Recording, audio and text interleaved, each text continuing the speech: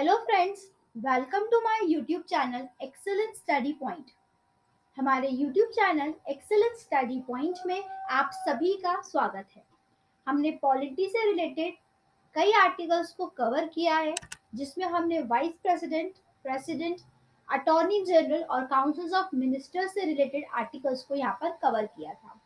आज की हमारी इस वीडियो में हम आर्टिकल नंबर 78 के बारे में पढ़ेंगे कि आर्टिकल 78 और 77 हमारे संविधान का क्या कहता है। तो ये कहता है कि यहाँ पर एक प्रधानमंत्री को नियुक्त किया जाता है, तो उसका प्रोसीजर क्या है और किस तरीके से उनको अपॉइंट किया जाता है, इलेक्ट किया जाता है, ये सभी हम आज की हमारी इस वीडियो में कवर करने वाले हैं। तो चलिए स्टार्ट करते हैं आर्टिकल 78 से रिलेटेड सभी इंफॉर्मेशन के बारे में। लेकिन उससे पहले अगर अभी तक आपने हमारे चैनल एक्सेलेंट स्टडी पॉइंट को सब्सक्राइब नहीं किया है, तो हमारे चैनल एक्सेलेंट स्टडी पॉइंट को सब्सक्राइब करें ताकि आपको हमारी वीडियोस से जुड़ी सभी लेटेस्ट अपडेट्स मिलती रहे। President of India appoints a person as the Prime Minister who is either the leader of the party which holds a majority of seats in the Lok Sabha or is a person who is able to win the confidence of the Lok Sabha by gaining the support of other political parties. All other ministers are appointed by the President on the advice of the Prime Minister. यानी कि प्रधानमंत्री को किसके द्वारा appoint किया जाता है, तो राष्ट्रपति के द्वारा अपॉइंट किया जाता है। अब प्रधानमंत्री कौन हो सकता है? या तो वो लीडर हो लोकसभा लोकसभा में, यानी कि एक मेजॉरिटी सीट को होल्ड किया हो लोकसभा में, या फिर उन्होंने लोकसभा में यहाँ इलेक्शन जीते हो। यहाँ लोकसभा चुनाव जब होते हैं वही होते हैं प्रधानमंत्री के इलेक्शंस होते हैं। तो यहाँ पर जो मेजॉरिटी ऑफ सीट्स है वो अगर उनकी हो तो यहाँ पर वो प्रधानमंत्री का पद ग्रहण कर सकते हैं। इसके अलावा बाकी सारे मिनिस्टर, जो हमने काउंसिल ऑफ मिनिस्टर में पढ़ा था, कि बाकी सारे मिनिस्टर्स को भी यहाँ पर कौन अपॉइंट करता है? राष्ट्रपति अपॉइंट करता है, लेकिन किसकी एडवाइस पर? प्राइम मिनिस्टर की एडवाइस पर। क्योंकि यहाँ जो लोकसभा है, कहते हैं लोकसभा भंग हो गई। अब जब वो जो लोकसभा यानी कि मेजॉरिटी ऑफ सीट्स किसकी होती है? प्रधानमंत्री की। तो उन्हीं के कैंडिडेट्स यहाँ पर as a council of minister appoint किए जाते हैं। President can also appoint prime minister on his own discretion but only when no party has a clear majority in the Lok Sabha. President अगर चाहे तो अपने level पर भी prime minister को अपॉइंट कर सकते हैं, लेकिन ये सिर्फ उसी केस में एप्लीकेबल है जब यहाँ पर लोकसभा में कोई मेजोरिटी नहीं बन रही हो, कोई क्लियर मेजोरिटी ना हो। जब तक यहाँ पर क्लियर मेजोरिटी ऑफ सीट्स आ रही है किसी पर्टिकुलर कैंडिडेट के लिए, तो यहाँ पर प्रधानमंत्री के लिए उन्हें ही नियुक्त किया जाएगा। लेकिन किसी कंडीशन में अगर यहाँ क्लियर मेजोरिटी नहीं है, मेजोरिटी नहीं बन पा रही है किसी एक पार्टी की, तो फिर राष्ट्रपति को ये अधिकार है कि वो अपने लेवल पर प्रधानमंत्री का चुनाव कर सके। अब क्या पावर्स एंड फंक्शंस होते हैं प्राइम मिनिस्टर के, ये आर्टिकल 78 में निर्धारित किया गया है। Prime Minister of India serves the country by the following various functions. He performs his functions taking responsibilities. पहली, the leader of the country. कहते हैं राजा होता है कौन? राष्ट्रपति। राजा तो हम नहीं कह सकते क्योंकि हमारे संविधान में राजा जैसा कोई शब्द लिखा नहीं हुआ, लेकिन हाँ फिर भी ये कह सकते हैं। तो यहाँ पर मेन राष्ट्रपति को कहा गया है, पर ज्यादा से ज्यादा पावर एंड रिस्पॉन्सिबिलिटीज किसके हाथ में होती है? प्रधानमंत्री के हाथ।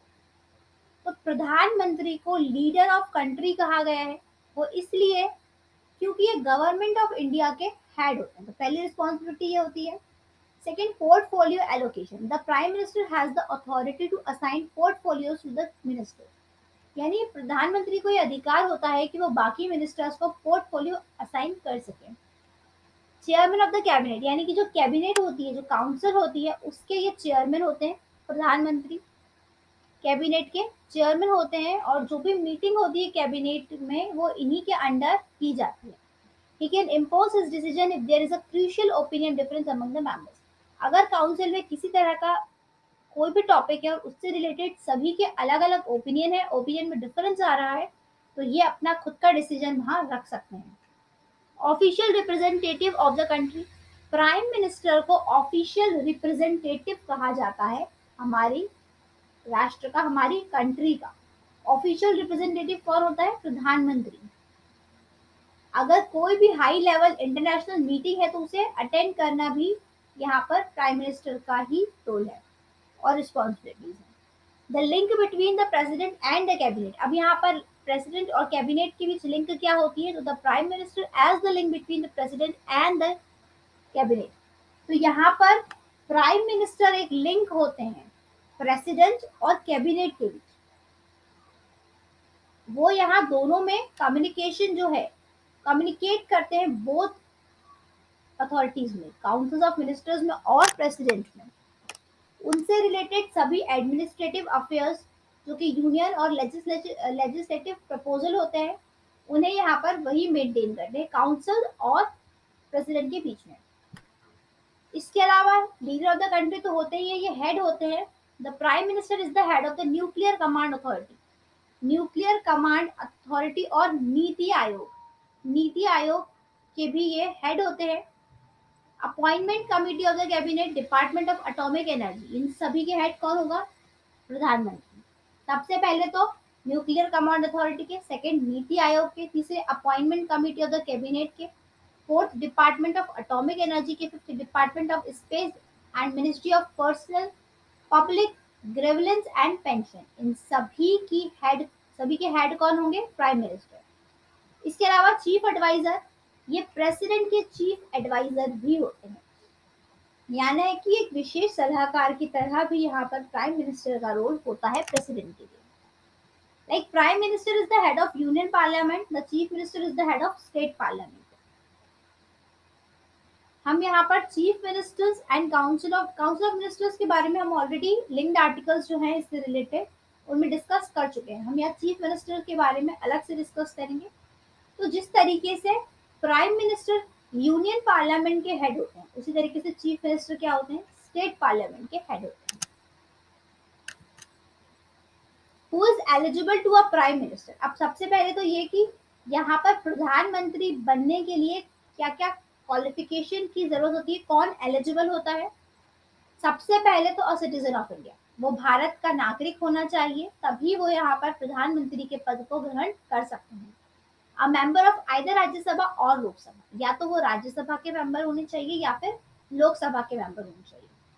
He should have completed his 30 year if he is a member of the Rajya Sabha or can be 25 year of age if he is a member of Lok Sabha.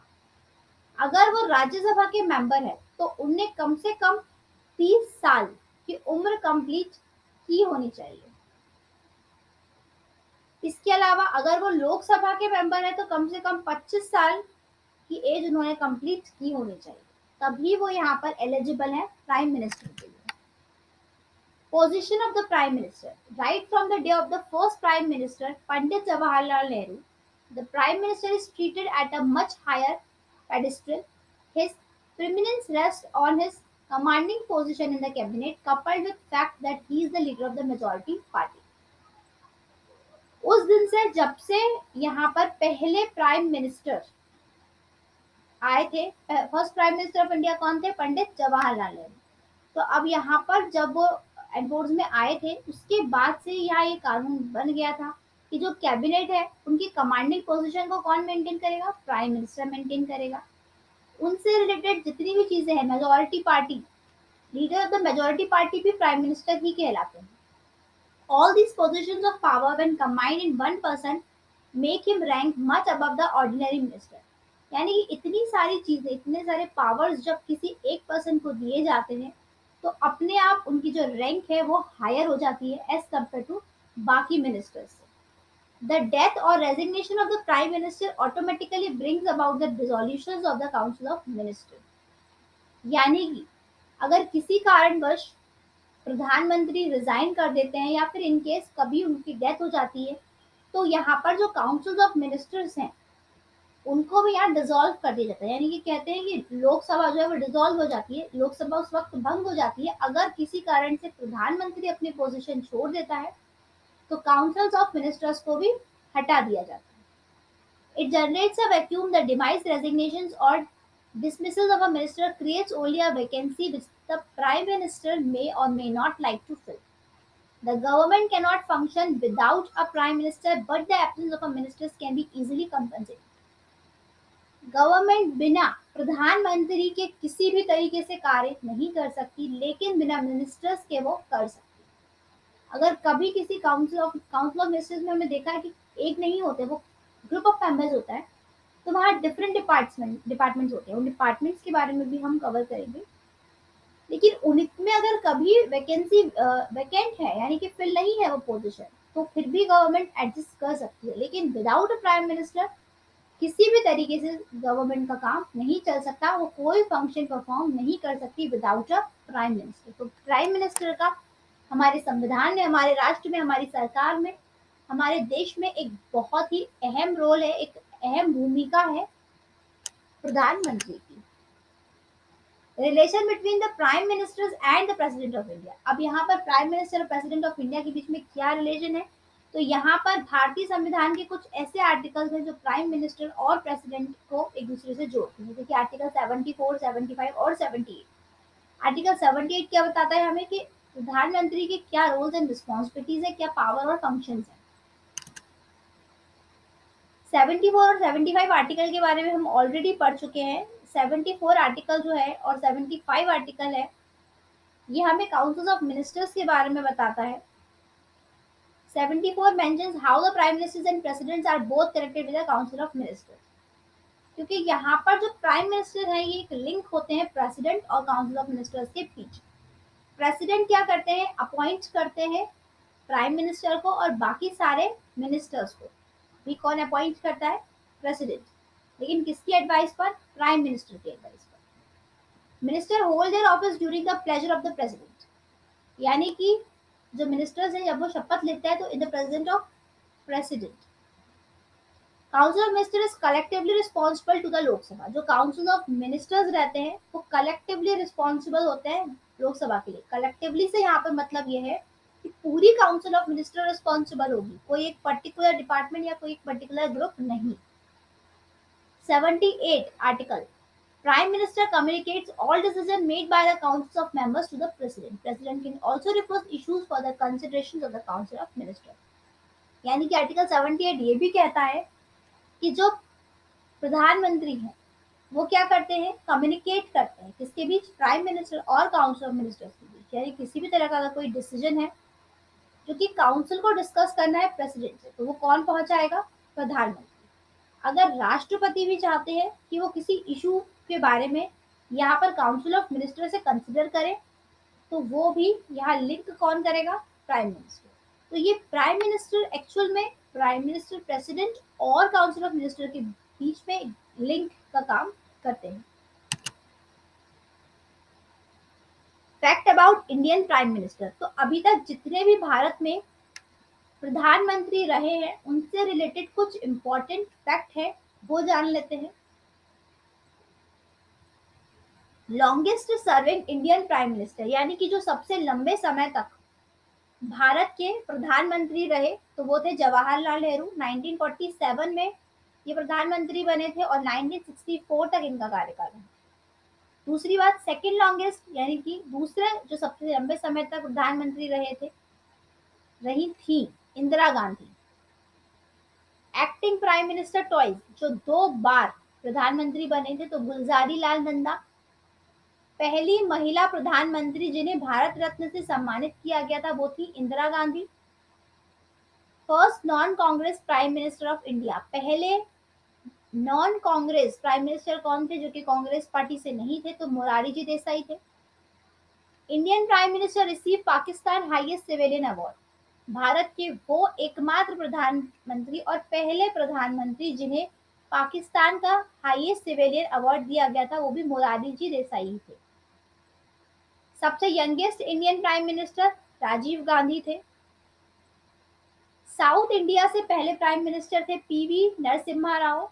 First prime minister of India who was a member of the Rajya Sabha, पहले भारत के प्रधानमंत्री जो कि राज्यसभा के member थी इंदिरा गांधी थी। तो ये काफी इंपॉर्टेंट है, और मोस्टली हमेशा ये क्वेश्चन पूछा जाता है कि पहली प्रधानमंत्री जिन्हें भारत रत्न से सम्मानित किया गया था, तो वो इंदिरा गांधी थी। तो यहाँ पर हमने प्राइम मिनिस्टर से रिलेटेड काफ़ी इंपॉर्टेंट फैक्ट्स को कवर किया है और आर्टिकल के बारे में जाना है। एक्चुअल में प्राइम मिनिस्टर्स की क्या रोल्स एंड रिस्पॉन्सिबिलिटीज होती हैं, क्या एलिजिबिलिटी होती है, क्या कनेक्शन होता है प्राइम मिनिस्टर का प्रेसिडेंट और काउंसिल्स के बीच, ये हमने आज यहाँ डिस्कस किया। आई होप इससे रिलेटेड सभी डाउट्स आपके क्लियर हो गए होंगे। आज की वीडियो में बस इतना ही। अगर आपको हमारी वीडियो पसंद आई हो तो इसे लाइक करें, शेयर करें अपने दोस्तों के साथ और हमारे चैनल एक्सीलेंस स्टडी पॉइंट को सब्सक्राइब करें ताकि आपको हमारी वीडियो से जुड़ी सभी लेटेस्ट अपडेट्स मिलती रहें। Thank you.